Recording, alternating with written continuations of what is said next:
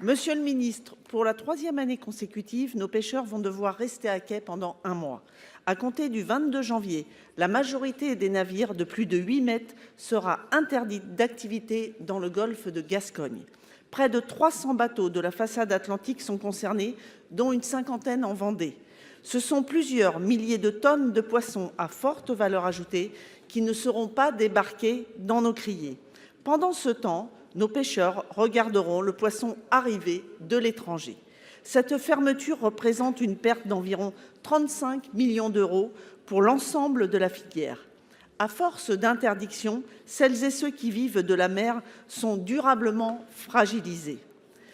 Même si aucune nouvelle fermeture spatio-temporelle n'est annoncée, des associations réclament déjà une fermeture de 4 mois à partir de 2027, y compris pour les navires de moins de 8 mètres.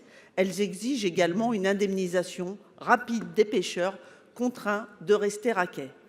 C'est forcément irresponsable, nos pêcheurs comme nos agriculteurs refusent de devenir des assistés permanents. Ils demandent simplement de la visibilité pour exercer leur métier, pour vivre de leur métier. Ces fermetures ne sont pas une solution de long terme.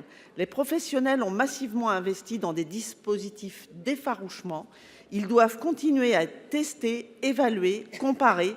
Pour cela, les bateaux doivent forcément prendre la mer. En avril dernier, le Sénat a formulé des solutions réglementaires, techniques, scientifiques pour préparer la réouverture de cette pêche. Monsieur le ministre, vous opposez-vous clairement à de nouvelles fermetures en 2027 ?